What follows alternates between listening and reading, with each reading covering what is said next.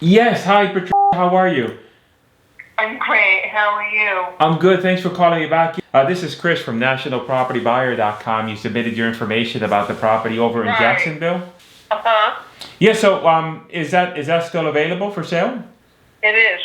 Yeah, wanted to see if I can get a little bit more information about the property, see if it might be something that we can make you an offer on, if you have a few minutes. Sure. So just to confirm the address, it's south in Jacksonville, Florida, is that right? That's correct. Perfect. And then, did you have an asking price on that property as of yet? No. No. Okay. And then, is it currently occupied or vacant? It's occupied. Okay. Do you live there or is it tenant occupied? My brother lives here. My husband and I are buying a house in Inglewood, Florida. So we'll be living in so when we sell property, my brother will just have to find another place to live. Got it. So your brother lives there. You're moving, and so once you sell the house, then of course, then you'll have to move out. Right. Got it. Property's like is it a 4-bedroom, 3-bath house? It is. Okay. In terms of the condition of the property and the inside, have you done any work to the property recently? 2 of the bathrooms could use some work. One of the toilets is a little wobbly. They're just outdated. Got it. How old is the roof on the house? 4 years old. Oh, I see. So the roof is 4, and then has the kitchen been recently remodeled? No, it hasn't. Okay. So is that is it original since you've owned the house?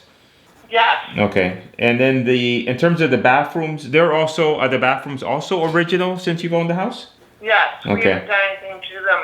And is everything working okay in terms of the electrical and the plumbing system? Yes. Okay. Typically, the houses that we buy need some work. So let's say instead of you fixing it up, we buy them as is, and in turn, then we're able to close on the property, and then we'll fix it up and make the renovations, etc. So it sounds like your property is the type of property that we buy.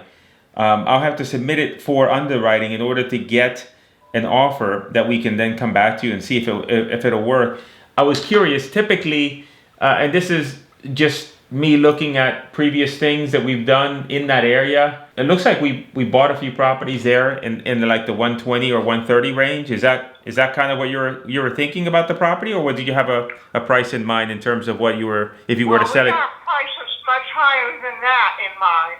Okay, what price did you have in mind if you were to sell it as is? 150. Did you have an asking price on that property as of yet? No. So it'd be 150 if you were to sell the property in as is condition. Is that right? Right. Okay. Let me submit it to underwriting.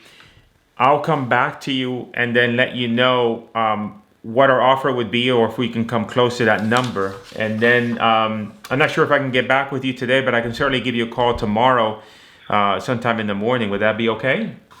That's fine, but hold on. My husband's trying to tell me something. So what I'll do is I'll make it a point to get back with you tomorrow, regardless, either way. So, Okay. and then that way, Okay. at least you're not wondering, and I'll definitely do the research, and I'll be able to give you a call in the morning. Is this the best number to reach you? It is. I appreciate our time on the phone, and let me do my research, and I'll call you back. Okay. Thank you. Thank you. Bye. She didn't have a price in mind. They never have a price in mind. Right. Until you tell them a price, and then they recover from their amnesia. Yeah. Zillow has this at 200, and she wants 150. Now you notice what I told her was, I didn't say I was going to make you an offer. I said, hey, looks like what we've done here in this area is a 120, 130. Yeah. But she's like, oh no, that's not what I want. But there might be something here. I would like to, this guy that I have in that area, Who is it? Another wholesaler? another wholesaler. Hey man, how you doing? I'm good, man. What about you? I'm doing good. Hey, I was calling you. I got a lead on a house in South Jacksonville. Okay. Their initial number that they gave me was 150. I think probably it could be negotiated down. So wanted to see, huh?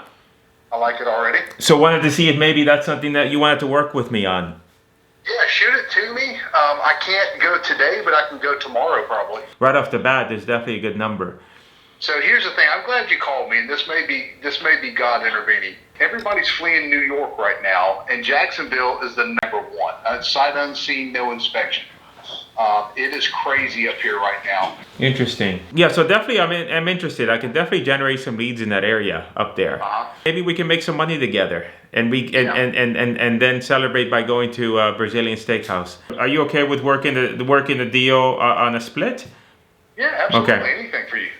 Perfect. All right, let me call her and I'll shoot you that information over. All right, sounds good. All right. All right. Bye. You're acting as an agency right now, a lead generator. If I talk to her, I don't know the pricing.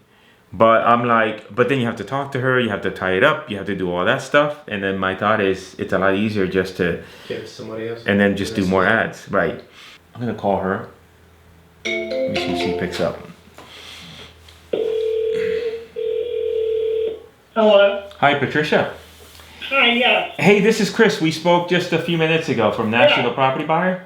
I recognize the number. Okay, yes, perfect. So we definitely would be interested. We'd like to take a look at the property.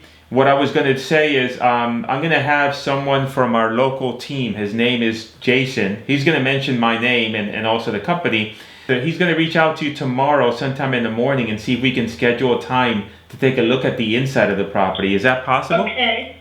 Sure. Okay. So what I'm going to do is I'm going to send you a text message with Jason, Jason's contact information. You don't need to reach out to him. He's going to reach out to you, and then he'll set up a time to take a look at it. That way we can really make a determination about the property and its condition, and then that way if we make you an offer to, then we know what we know that it's looking at the property and everything else. Okay, great. Perfect. Thank you very much. I appreciate it, Patricia. You're welcome. Okay. Bye. Bye-bye. Many moons ago, I used to do a lot of deals in Jacksonville, but I haven't done one recently. And it's a pretty good area. And right away, as soon as I saw the property, you could see right away, like, okay, this is interesting. I can try to do the deal myself, right? I can get the person on the phone. I can try to analyze the properties and the comps, try to make an offer on the phone without taking a look at the property. Now I have to go and then take photos of the property and all that other stuff. Or I have somebody that's a friend of mine that works in that area. So then I reached out to him. He said, yeah, I'm more than happy to do a deal with you. He's going to go meet with her. He's very good on the phone. He's very good in person.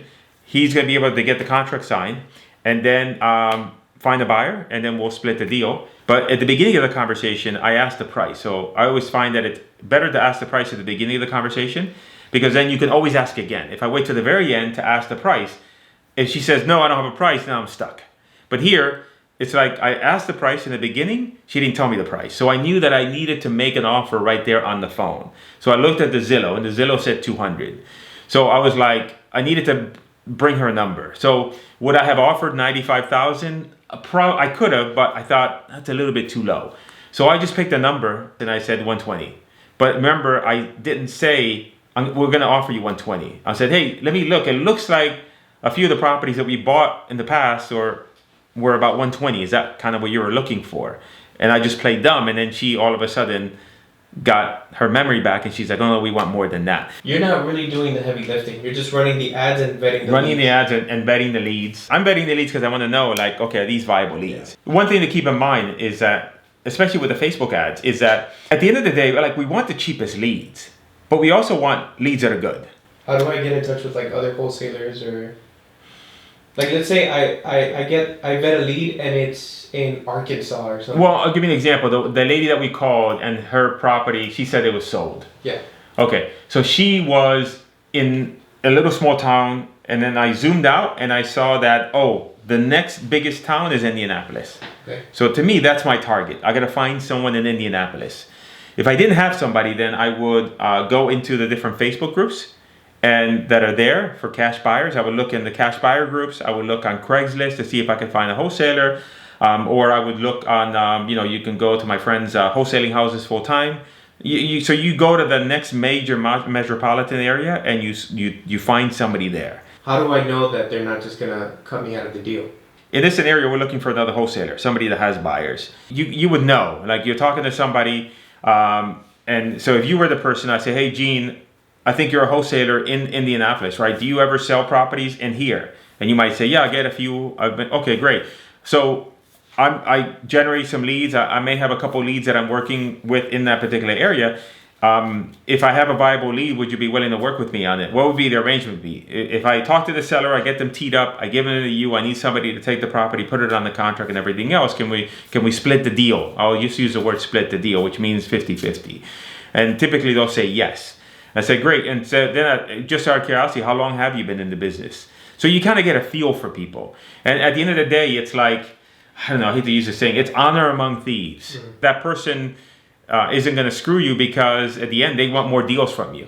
And then typically what you could say is, so typically, Gene, the way that I work is that if if we work out a deal and it ends up being, then obviously you're going to put it on the contract with your company, etc. And our preference is always to be on the HUD. So if a deal closes, there's going to be an assignment fee on the HUD, and then we'll give instructions to the title company so that they can go ahead and disperse directly to me. Is that cool with you? And typically they'll say yes, because you don't want it to be where it's like the deal is gonna pan out, but then now you're collecting all the money, and then now I'm waiting for you to send me the money. I'd rather have the money from the title company. Yeah. Will you get screwed one or twice? I mean, I have gotten screwed on deals every so often, but you try to mitigate that. Right. All right, so it's 24 hours later. It's the day after. So what I did is I went ahead and I communicated with the other wholesaler, and I went ahead and communicated with the owner, told the owner that our local representative would be reaching out to them in the morning in order to go ahead and schedule an appointment to see the property. And I went ahead and I then connected them together. The wholesaler then went to the property in the morning, and he called me beforehand. So he was able to get a $9,000 reduction on the property. And so then now he put it on the contract. He then had a buyer that already had purchased from him in the past.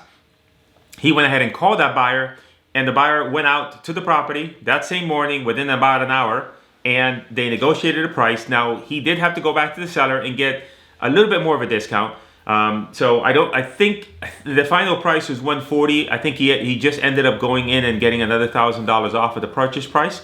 And now he put the deal together. And so pretty much within a matter of a few hours after he left the property, he got the buyer there. They solidified the deal. He got the price reduction, got all the agreements signed. And in the end, didn't make a whole lot of money. It's a $5,000 deal when all is said and done. However, if you think about it, $5,000 on a lead that cost me maybe $20. And my work was just calling the seller, getting them teed up to talk to the other wholesaler. He went over there, so not that bad of a take for a couple hours worth of work.